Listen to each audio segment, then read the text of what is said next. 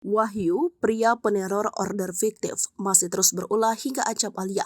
Lu bakal kehilangan sesuatu. Wahyu, pria peneror order fiktif, masih terus berulah hingga ancam Alia Syifa.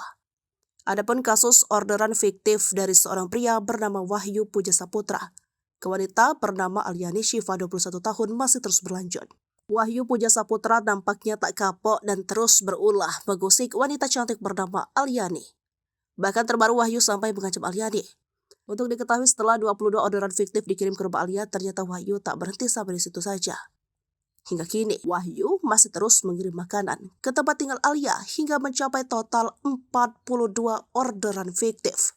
Tak sampai di situ, Wahyu dikabarkan juga mengancam Alia. Namun nyatanya masih ada saja driver ojol yang datang ke rumah Alia membawa makanan. Sampai saat tadi Isa, saya masih menerima orderan Gojek, kata Alia dilansir dari tribunnews.bogor.com Minggu 26 November 2023. Menurut Aliani, Wahyu bahkan terus mengirim pesan kepadanya dengan nada ancaman.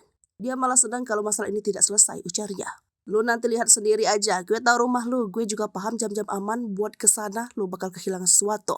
Yang orang tua lu bangun susah-susah, dan itu pasti akan jadi trauma besar buat lu, tulis Wahyu melalui WhatsApp ke Alia.